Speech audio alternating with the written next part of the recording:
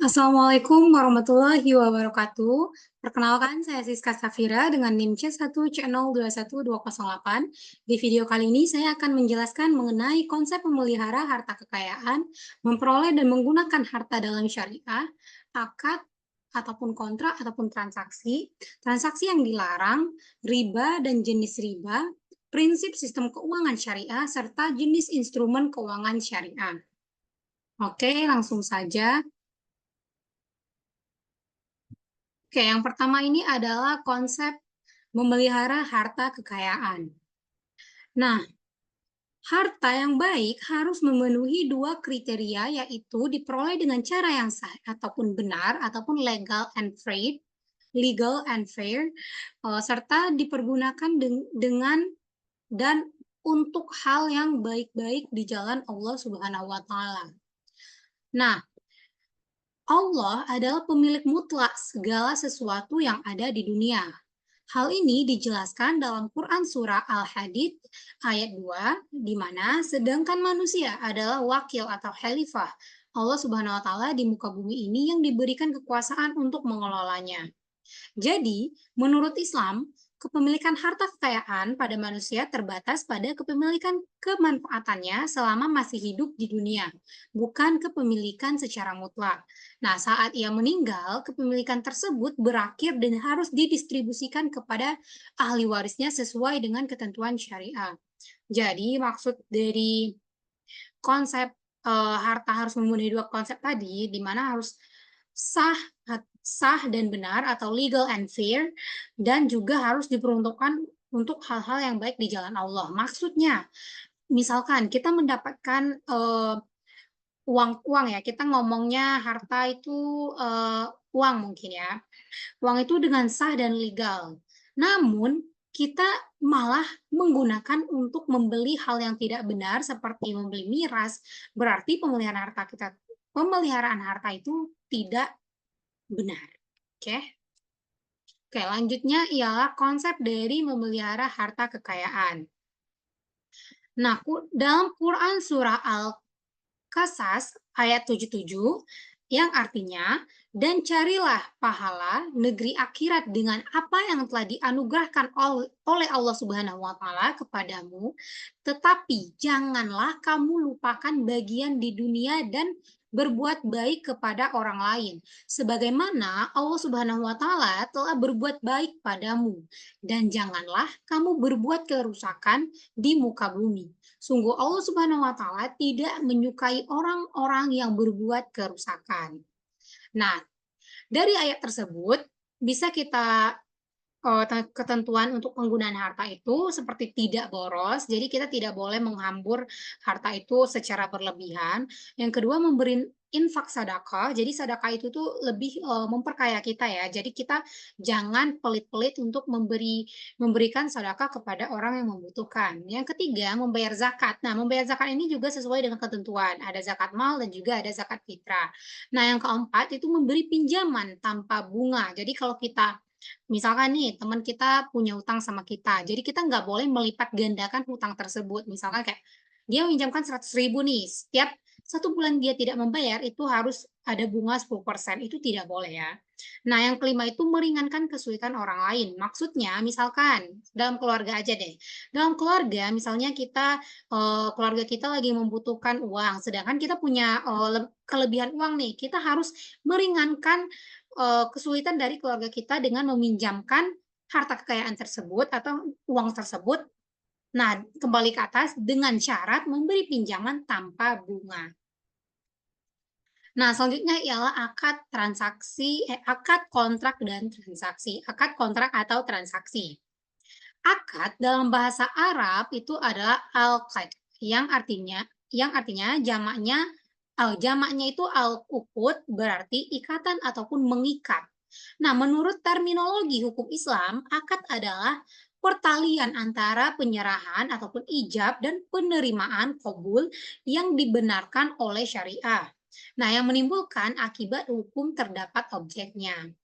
Nah, menurut Abdul Razak Al-Sanhuri dalam Nadhariyatul akdi, akad adalah kesepakatan dua belah pihak atau lebih yang menimbulkan kewajiban hukum, yaitu konsekuensi hak dan kewajiban yang mengikat pihak-pihak yang terkait langsung maupun tidak langsung dalam kesepakatan tersebut. Di mana akad ini harus disepakati antara dua belah pihak, antara yang memberi ataupun yang menerima.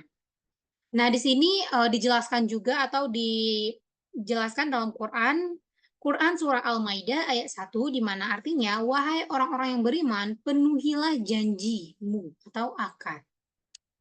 Oke, selanjutnya ialah riba dan jenis riba. Riba berasal dari bahasa Arab yang berarti tambahan atau berkembang ataupun membesarkan, di mana Imam Sarazi mendefinisikan riba sebagai tambahan yang diisyaratkan dalam transaksi bisnis tanpa adanya penadaan yang dibenarkan syariah atas penambahan tersebut. Nah, larangan dari riba sendiri itu udah banyak banget dijelaskan dalam Al-Quran, seperti tahap dari riba itu, tahap satu itu adalah Quran Surah Ar-Rum ayat 39, Quran Surah An-Nisa ayat 161, Quran Surah Al-Imran ayat 130, kemudian Quran Surah Al-Baqarah ayat 278 sampai 280. Nah, dalam ayat-ayat Al-Quran, riba dan sodako dipertentangkan, di mana kecamannya ancaman keras dan pengharaman riba dipertentangkan dengan seruan sedekah sebagai tindakan yang terpuji. Nah, jenis riba ini sendiri ada dua. Yang pertama ada riba dain, adalah riba yang muncul karena utang piutang dan dapat terjadi dalam segala jenis transaksi kredit ataupun utang piutang di satu pihak harus membayar besar dari pokok pinjaman. Kelebihan dari pinjaman tersebut dinamai dengan bunga ataupun interest atau bagi hasil, di mana dihitung dengan cara apapun, fixed rate atau floating besar ataupun kecil sebagai tergolong dari riba yang sesuai dengan Quran surah Al-Baqarah ayat 278 sampai dengan 280. Yang kedua adalah riba fad. Adalah riba yang muncul karena transaksi pertukaran ataupun barter, di mana jenis riba ini dapat terjadi apabila kelebihan ataupun penambahan pada salah satu barang atau barang yang jenis yang dipertukarkan. Contohnya itu menukarkan perhiasan perak sebesar 40 gram dengan uang perak senilai 3 gram. Selain itu, riba ini juga dapat terjadi akibat pertukaran barter barang tidak sejenis maupun secara non-tunai. Contohnya, transaksi jual beli valuta asing yang tidak dilakukan dengan tunai ataupun dengan spot. Oke, selanjutnya ialah prinsip dari sistem keuangan syariah. Nah, sistem keuangan syariah memiliki beberapa prinsip, yaitu prinsip syar'i dalam sistem keuangan syariah. Yang pertama, kebebasan bertransaksi, yaitu didasari oleh prinsip suka sama suka dan tidak ada pihak yang terzolimin. Dan didasari dengan akad yang sah, di samping itu tidak boleh ada transaksi produk yang diharamkan. Yang kedua, bebas dari maghrib, maksudnya bebas dari penipuan, riba, ataupun hal lainnya. Yang ketiga ialah bebas dari pengendalian, rekayasa, dan juga manipulasi harga. Yang keempat, setiap orang berhak mendapatkan informasi yang berimbang, memadai, dan akurat agar terbebas dari ketidaktahuan dalam bertransaksi. Yang kelima, para pihak yang bertransaksi harus mempertimbangkan kepentingan ketiga dan mungkin dapat terganggu, sehingga pihak ketiga diberikan hak ataupun pilihan. Yang keenam, transaksi berdasarkan pada kerjasama ataupun solidaritas yang saling menguntungkan. Yang ketujuh, transaksi dilaksanakan demi mewujudkan kemaslahatan manusia. Yang kedelapan, mengimplementasikan zakat. Nah, selanjutnya ialah jenis instrumen dari keuangan syariah. Sebenarnya masih banyak banget jenis instrumen dari keuangan syariah. Mungkin teman-teman bisa buka dari makalah, Blur ya. Ini saya sudah menyediakan makalah juga. Nah, ini penjelasan beberapa saja. Yang pertama itu ada yang paling familiar itu adalah muharabah, yang artinya akad kerjasama usaha antara antara pemilik dana dan juga pengelola dengan nisbah bagi hasil menurut kesepakatan di muka. Nah, jika usaha mengalami kerugian, maka seluruh kerugian ditanggung oleh pemilik dana, kecuali ditemukan adanya kelalaian atau kesalahan oleh pengelola dana, seperti penyelewengan, kecurangan, dan juga penyalahgunaan dana. Yang kedua ada musyarakah, yang artinya akad kerjasama di antara para pemilik modal yang mencampurkan modalnya untuk tujuan mencari keuntungan.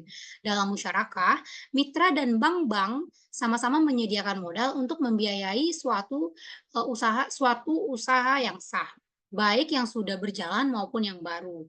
Yang ketiga ada murabahah, yang artinya akad jual beli barang dengan menyatakan harga, perolehan dan keuntungan yang disepakati oleh penjual maupun pembeli. Nah, hal ini dapat dilakukan berdasarkan pesanan ataupun tanpa pesanan. Nah, dalam murabah sendiri, berdasarkan pesanan, bank melakukan pembelian barang setelah adanya pemesanan dari nasabah. Nah, sebenarnya masih banyak sekali yang selanjutnya itu ada yang namanya salam, ada yang namanya ijrah, ada wadiyah. Pokoknya masih banyak sekali yang dan juga ada yang menurut pertanggungjawaban pemenuhan kembali dari kewajiban tersebut, yang itu ada ya hiwala, instrumen keuangan syariah ini juga merupakan ada yang sekunder, ada yang primer. Yang tadi itu kan ada yang itu primer. Kalau sekundernya contohnya itu adalah, dana saham, obligasi, obligasi dengan muqaradah, terus ada obligasi dengan bagi hasil, terus ada saham preferen atau preference stock. Nah, mungkin, cukup sekian dari video saya kali ini. Apabila ada kesalahan saya mohon maaf. Billahi taufiq wa hidayah. Assalamualaikum warahmatullahi wabarakatuh.